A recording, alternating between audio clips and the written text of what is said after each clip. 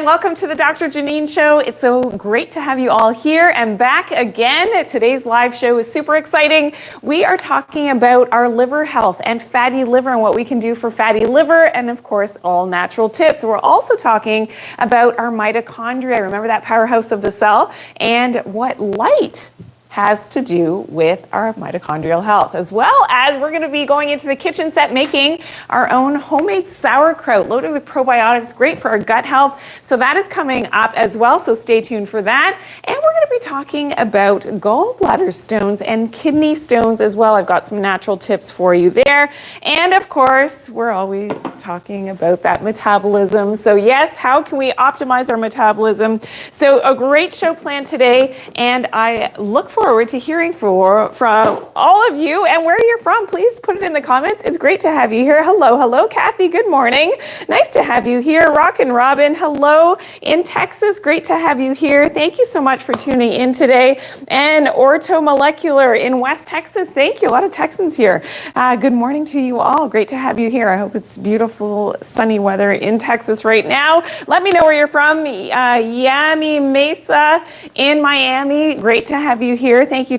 Jack in Delaware, thank you for tuning in. Kate in Toronto, and Saziraj MS in India. Nice to have you here. Thank you for tuning in. In YYC in Calgary, Alberta. Hello, 22 Princessa in Toronto. Great to have you here. Elaine is in Calgary. Thank you for tuning in today. And Tosha in Kissimmee, Florida. Great to have you here. Jeff in California. Tony in South Dakota. Very cold in South Dakota. Yeah, it's very cold here as well in Ontario, Canada. Great to have you here. Lorena in Dallas, Texas. Diana, Nova Scotia. Great to have you all here. Gloria in Nigeria. Thank you for tuning in.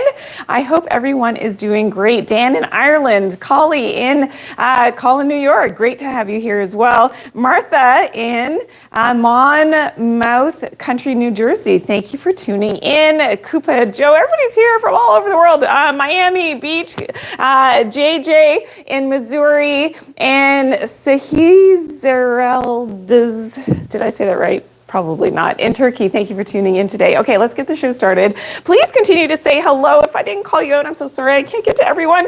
It's so great to have you all here today. Okay, first we're going to start talking about something that is really important that people realize. I mean, a lot of people, put a 1 in the comments if you do take supplements, vitamins.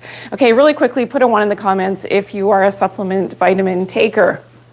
I know a lot of people take vitamins, and this is why I talk a lot about this, because I find that a lot of people are very much undereducated as to what to really look for in supplements. And you may read a lot, or you see social media posts all about, taking supplements for your health to feel better. B vitamins are a big one in terms of stress levels, energy levels, and, helping with certain skin conditions. One of them is vitamin B3, niacin.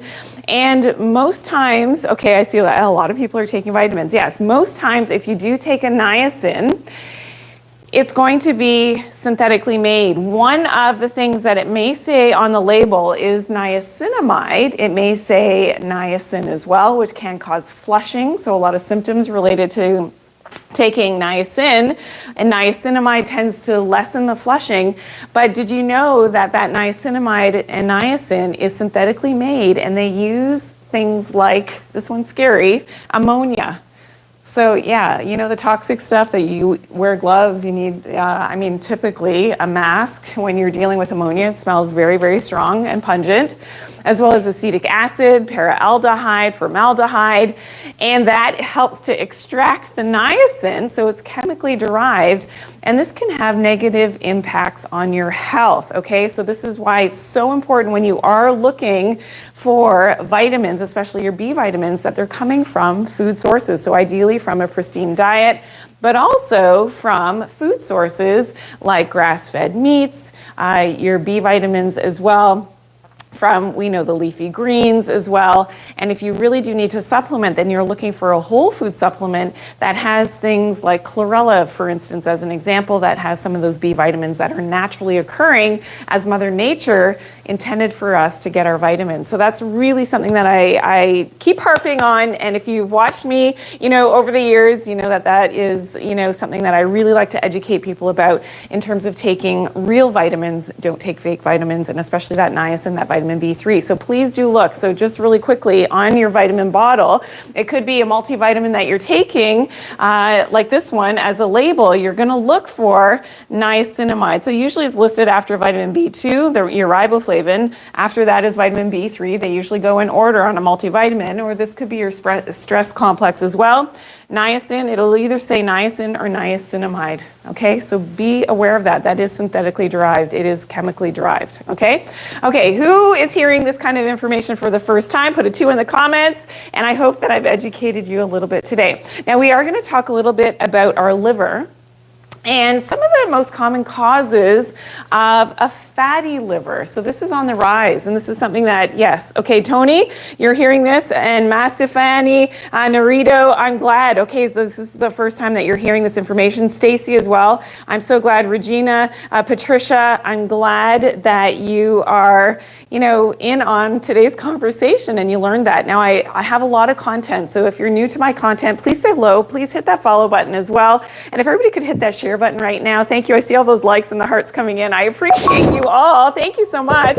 And yeah, make sure that you're following me. I do have a lot of content all about, what to look for in vitamins and, the synthetic versus the whole food vitamins. There's a huge distinct difference there. You really have to educate yourselves. Okay, great to have you here. Thank you for tuning in, and thanks for the follows, guys. And thank you for sharing today's live as well. All right, so let's continue talking about fatty liver. Now, what are some of the most common signs and symptoms of fatty liver?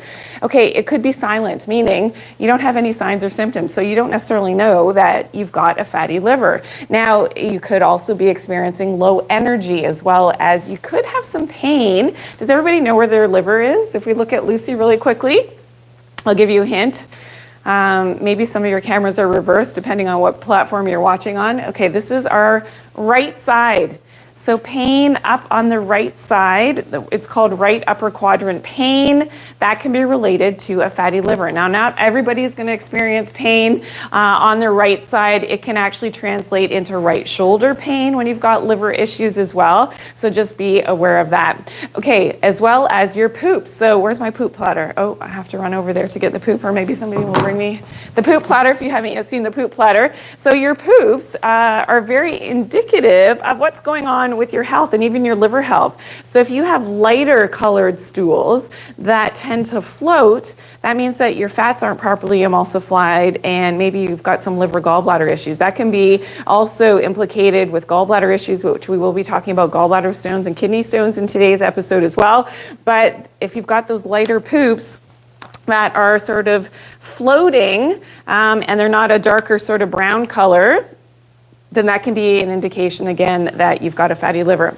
If you crave a lot of sweets, so if you love your sweets, again, that can be an indication that your liver function could be somewhat compromised. So if you love this, we just had, the big Super Bowl party on the weekend, and yeah, there were lots of these things in our home. Yummy, yummy, yummy. But again, with fatty liver, that's a no-no. And yeah, to indulge once in a while.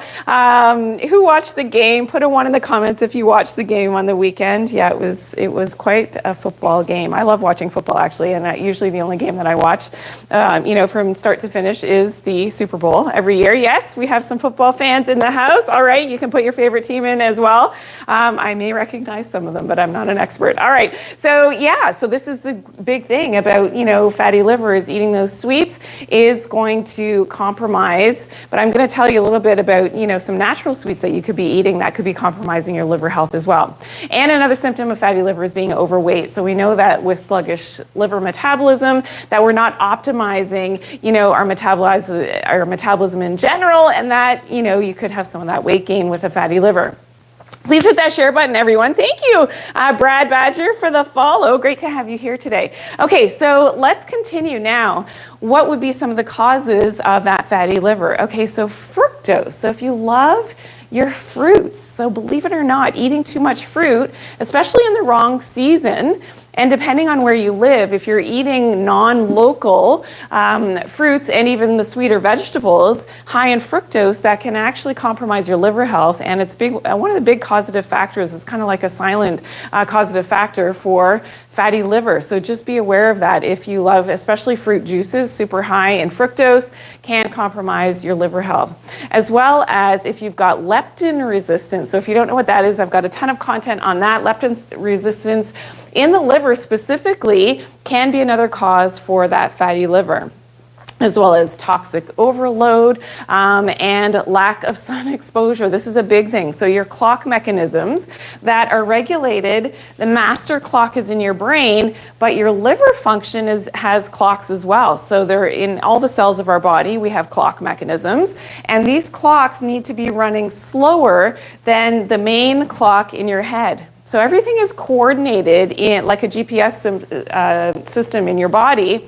That clock system up here has to be running faster. Now, if your liver clocks are running faster or your other organ clocks are running faster than the main clock in your SCN in your brain, then you've got a problem. And this is where we can start to see some pathologies. This is all about circadian biology, something else that I talk about in my content, and I've done a lot of research on. So this is syncing up our clocks, and it's really interesting if you look at traditional Chinese medicine. They knew about the organ clocks and when the organs were most active during the day. If you look at those traditional clock mechanisms, which is in my next book coming out, it's so fascinating to think that thousands of years ago, the wisdom was there, tuning into nature. And that's what I'm all about, and that's what I teach. So if you're here and you love this, you are in the right place. Thank you for tuning in today. Please hit that share button like I said earlier. Thank you, Natasha, for sharing, and JBabe31, thank you for sharing today's live. Great to have you all here today.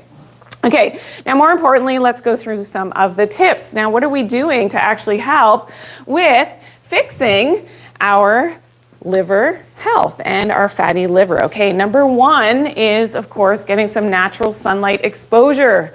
We have to optimize our vitamin D levels, which also helps with fatty liver. Now, this is in the research that UV exposure, we can see, helps to induce the production of mediators like nitric oxide and HO1, which contribute to the protective effects of sunlight through a variety of mechanisms that suppress liver inflammation. So sometimes if your liver scores are a little bit high in your blood work, that can be an indication, again, of lack of sunlight, because we know that that natural sunlight exposure is going to suppress the inflammation that's actually happening in the liver.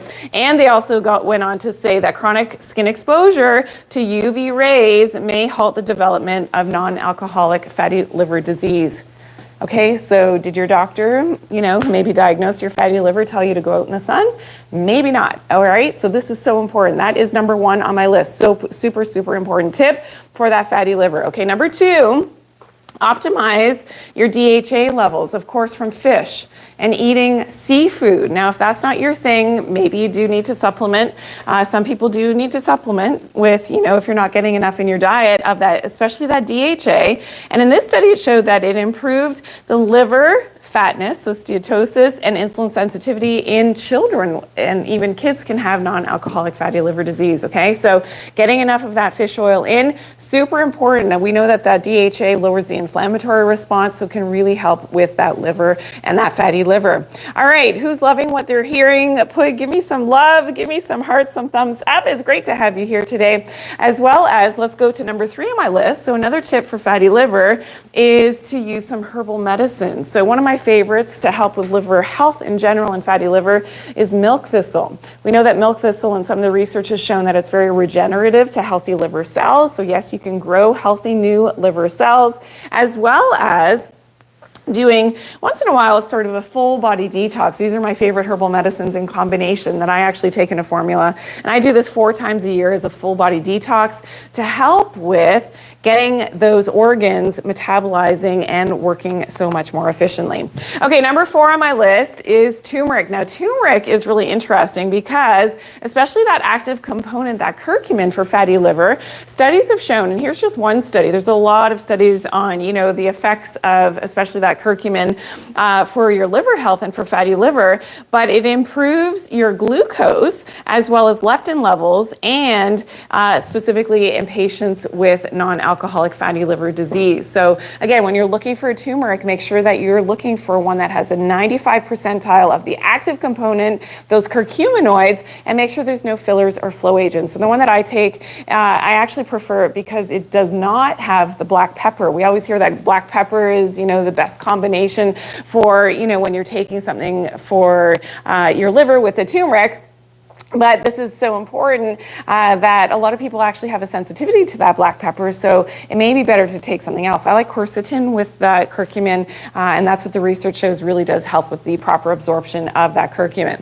Okay, number 5 on my list, again for fatty liver, is liver-friendly foods. So yeah, I do have a list coming up of some of the best foods that your liver absolutely loves, so that is coming up. But first, let's talk a little bit about what's going to happen today. If you're new here for the first time, this is a very interactive show.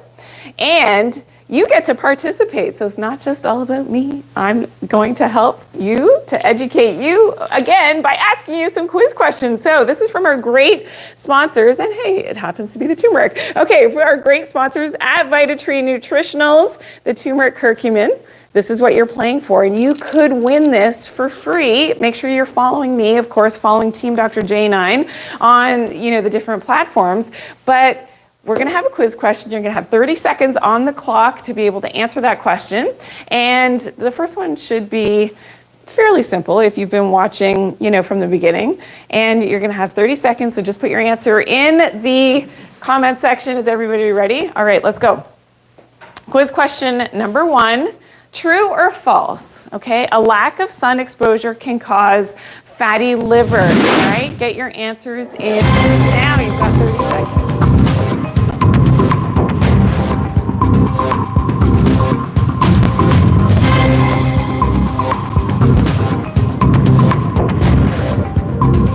All right, how's everybody doing? 15 seconds left.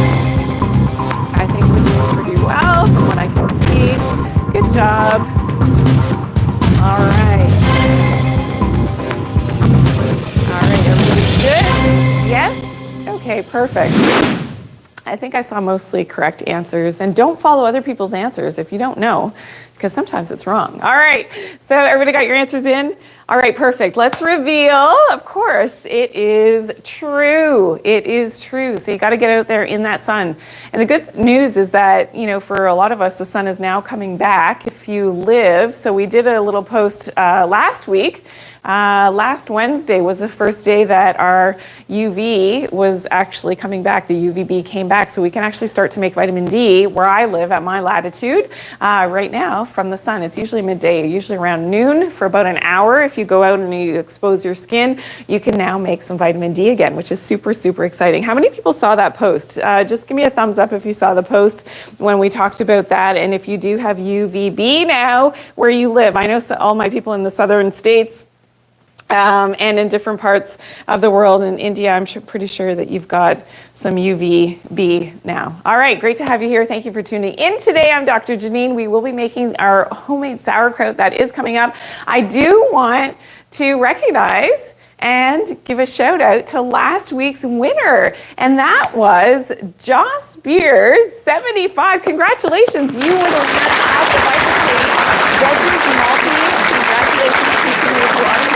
Shout out and continue to play, and we've got some more quiz questions coming up, so yeah, you could still win again. We've had people win more than one time, so just keep putting your comments in when we do have those quiz questions. All right, now we will be talking about the foods for fatty liver, but first I want to talk a little bit about red light therapy. I get so many questions about red light therapy.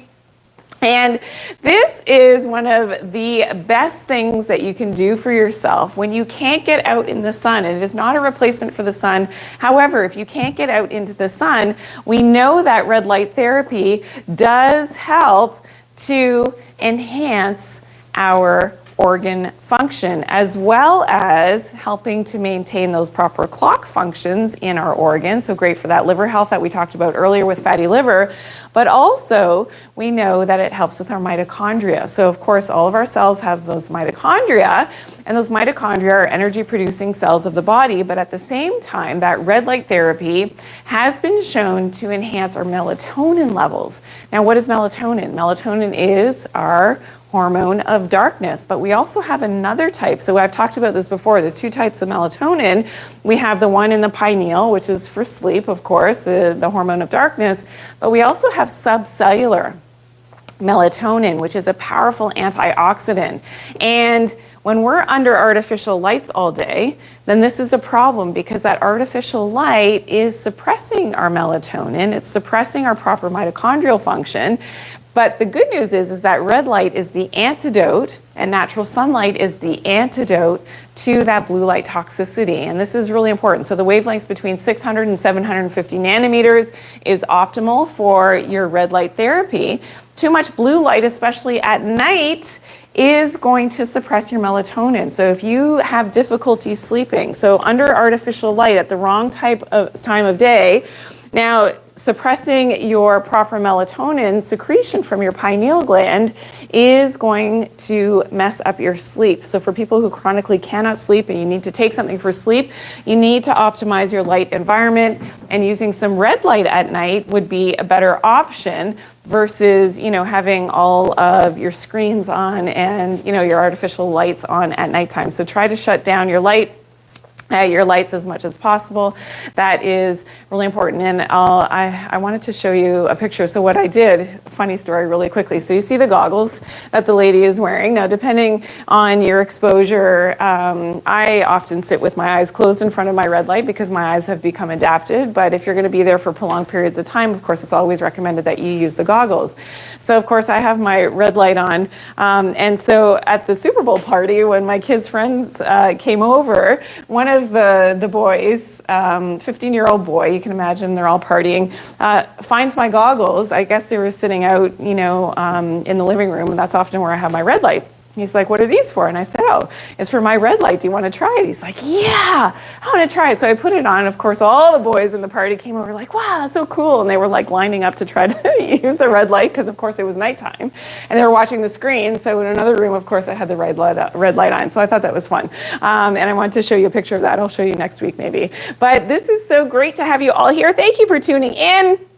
I know you've got a ton of questions, so please tune in tomorrow. I can't get to all of your questions today in the live show, but please tune in tomorrow at 1 p.m. and we'll do the Q&A at 1 p.m. tomorrow Eastern Standard Time, and that's always on Wednesdays after our live show on Tuesdays. So tomorrow on Wednesday we will be here at 1 p.m. Eastern Standard Time. Please tune in there, and I will be able and remember your questions because this is important that I'll be able to answer your questions tomorrow. Okay, great. Now I do want to say something about our viewer spotlight for the week. So this is from Angelita. So thank you so much. And you said, "Good morning, doctor. Thanks for the great healthy tips. We love you, doc." Oh, thank you so much, Angelita. Thank you so much for being our viewer spotlight. Amazing, amazing. Continue to share all that great information that you send across. I love all your great comments, and you're very supportive of the channel. And of course, thank you so much. That's why I'm here. I'm here for you to help to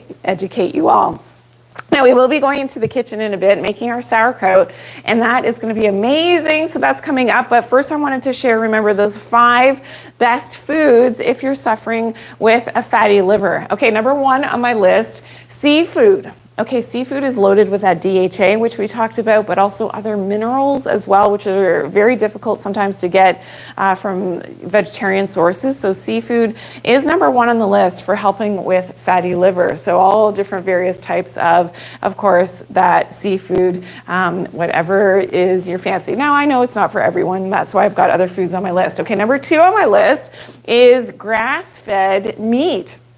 Now, the grass-fed part is important so that we're getting those minerals from the actual grass. When it's grain-fed, there are other concerns there, of course, in terms of chemical exposure, in terms of the feed. So grass-fed meats, pasture-raised, chickens and things, definitely better for you. Okay, number 3 on my list is pastured eggs, always going to be the better option. And again, you can see a lot of high protein foods are on my list for fatty liver. Too many of those carbohydrates and spiking blood glucose levels, not my favorite thing in terms of when you've got a fatty liver, especially that fructose. So that is sort of on the no list for fatty liver.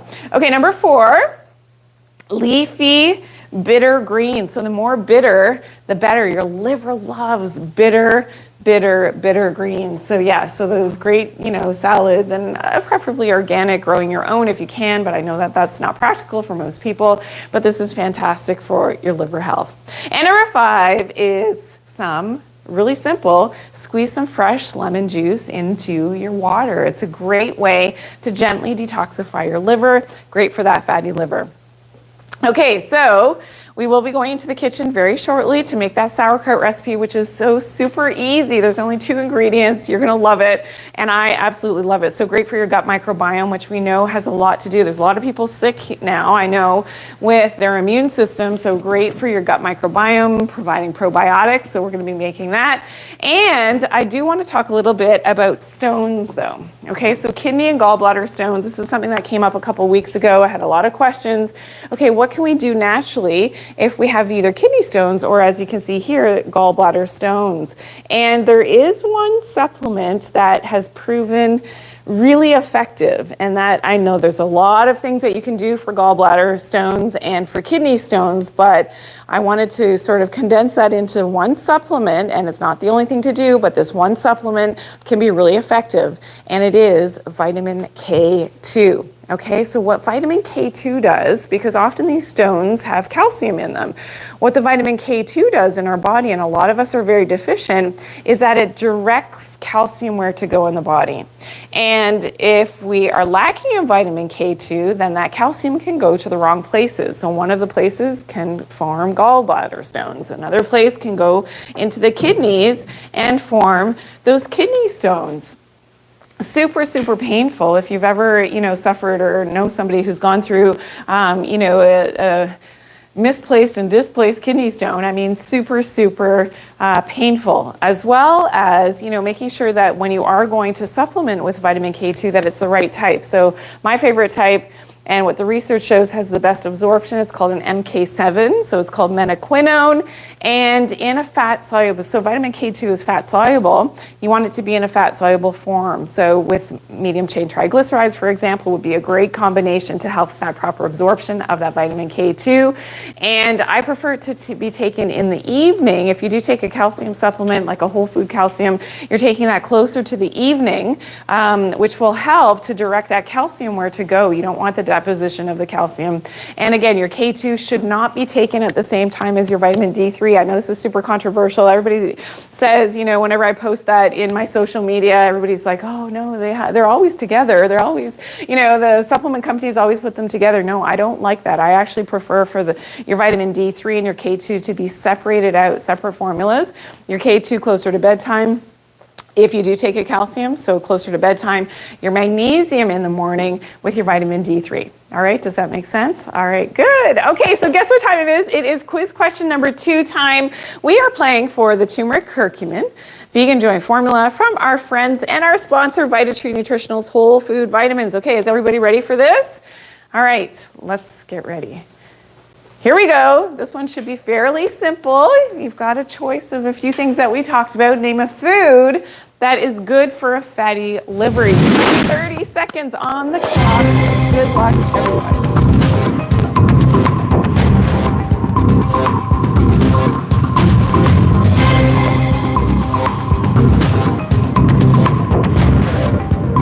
Okay, how are we doing?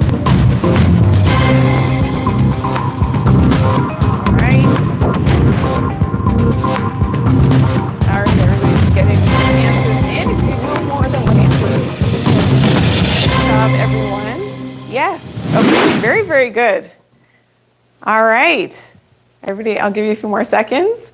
Yes, yes. Kathy put multiple answers. I was waiting for Kathy. Yes. Awesome, awesome. Betty as well. Good job. Okay. I love to see more than one answer in your answer. Okay. Good job, everyone.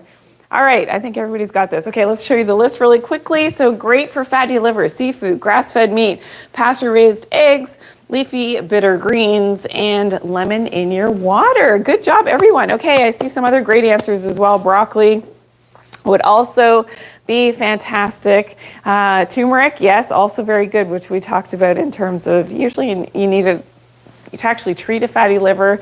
In my opinion, that you need, instead of using the turmeric root, you actually need it to be a little bit stronger in an actual formulation with that, added in curcumin to have that therapeutic effect. Okay, thank you to all of my super fans. So you are so generous throughout the shows and when I am live, of course. So thank you so much for your generous donations to the channel. We couldn't do it without you. I thank my crew as well. Thank you to all of you. Everybody here is so great and we have so much fun every couple of weeks when we come and do the live show. And when I see people, so I see people that I haven't met before. They just know me from social media when I'm out and about and they're like, oh my gosh, I love your show. I love your show. And I'm like, thank you so much. Everybody says, I just love your content and it's just such great feedback. So whether I meet you live in person or of course here on social media, I appreciate you all and all of my crew. Thank you so much. We have so much fun here.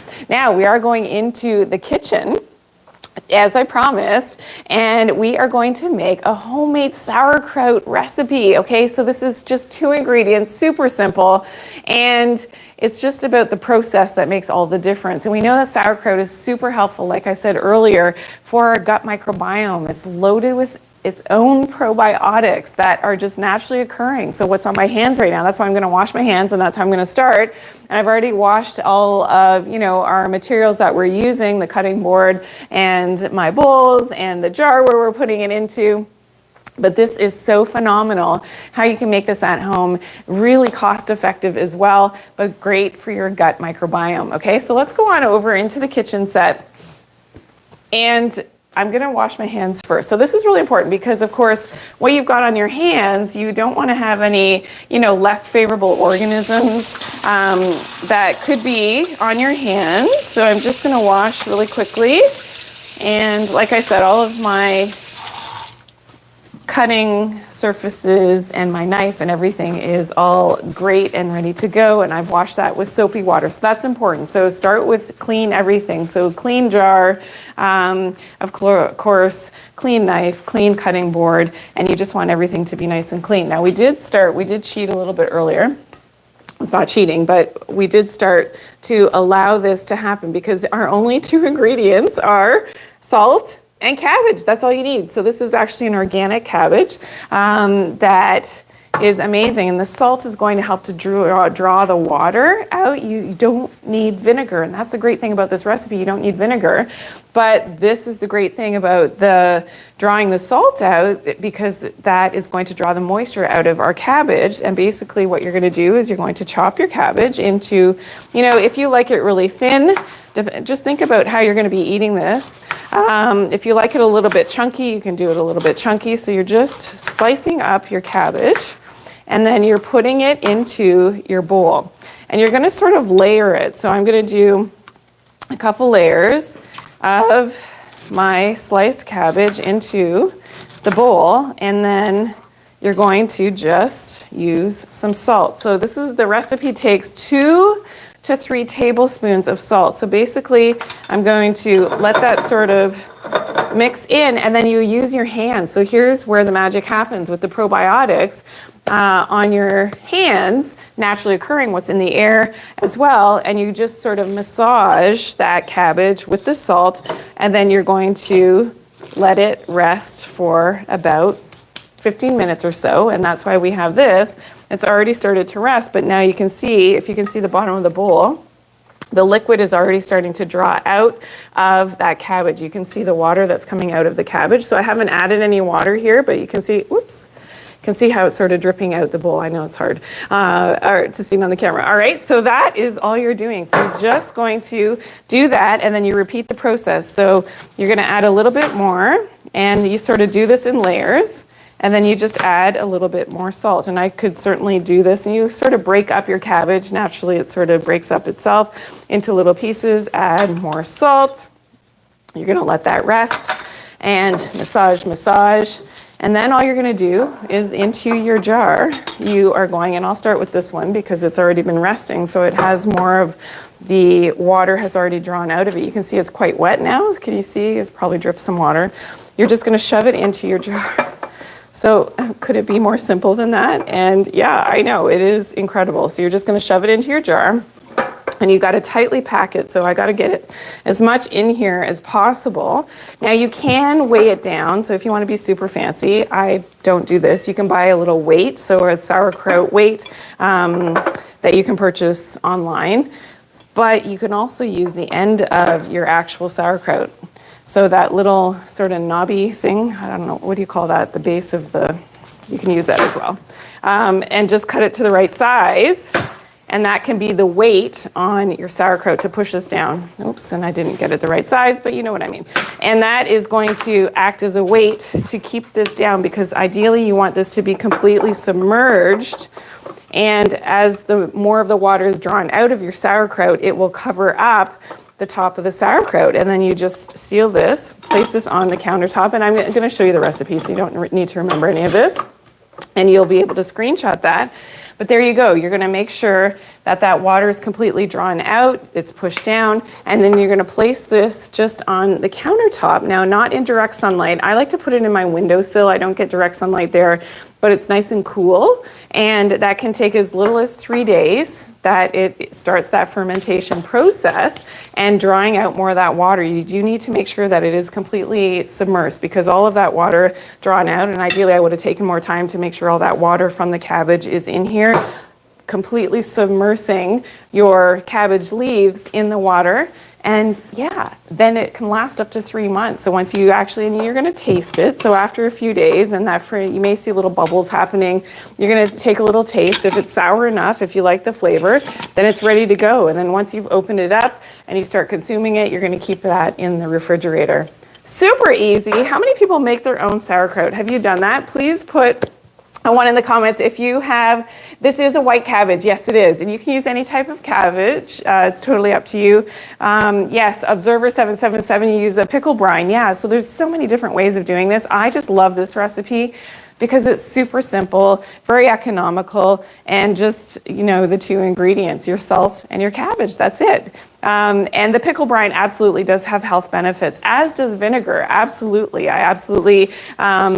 It's called pickle in Turkey, yeah, so yeah, absolutely. And there's so many different things that you can actually add in to the sauerkraut recipe, which we're gonna show you on the screen in just a second. So if you actually want to, sweeten this up a little bit, what you could do is add a chopped apple into the recipe. You could shred up a carrot. A lot of people like to do that, as well as you can put a little bit of grated ginger. So a tablespoon of finely grated ginger into the recipe. And a quarter cup of raisins could go in here as well. So that is totally up to you, and you can experiment with that. If you want to go with a more spicy type of, almost like a kimchi type of sauerkraut, which I love as well, you could use a sliced jalapeno pepper or habanero pepper. You can use a half of a white onion as well. Korean chili flakes, or just regular chili flakes into here to make it a little bit spicy. You could use mustard seed in your recipe as well, which is, depending on the flavor that you're looking for, amazing, amazing. Of course, so many health benefits of the spices as well if you wanted to go in that direction. All right, so yeah. Kathy, I'm so glad you're going to try to make this. I know it's expensive to buy sauerkraut when it's so simple. You've got to try this recipe, and I can't wait to hear how it goes for so many of you. Okay, let me show you really quickly. This is the recipe if you want to screenshot that really quickly. It is so amazing. Again, no vinegar required. It is fantastic. And yeah, Jackie, absolutely. You can add the apple into that mix.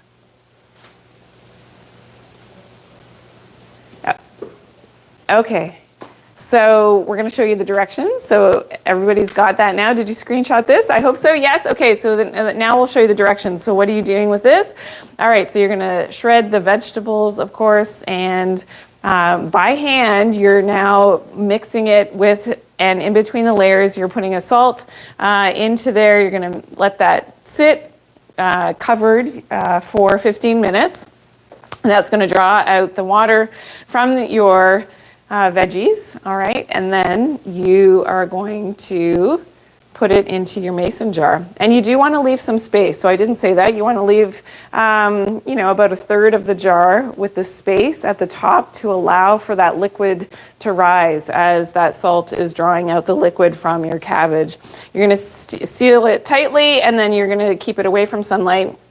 And this is at room temperature, so this is on your counter for 3 to 7 days. I mean, some people, depending on temperature and, the probiotics, I guess, in your hands, how quickly this is going to be fermenting. But yeah, amazing, amazing. You may need to sort of vent the jar to allow some of the gases to escape as well when you're making that sauerkraut. But there you go. And then you can store that in the fridge up to 3 months. You probably won't because you're eating it, but it is so, so yummy. All right, thank you for everybody who's tuning in today. It's so great to have you all here. Guess what time it is? Okay, we're at quiz question number 3 times. So if you're just tuning in now, this is something I use. You can use different types of salt, but Jenny, I like this question. What type of salt do I use? I use a sea salt.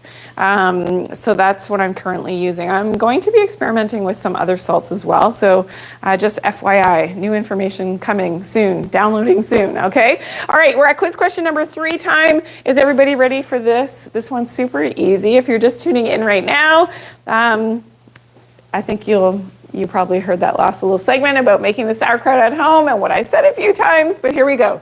True or false? You're gonna have 30 seconds. True or false? Let's see. All right, you don't need vinegar to make sauerkraut. Okay, get your answers in now. I told you it was an easy one for our 3rd quiz. All right, good luck everyone.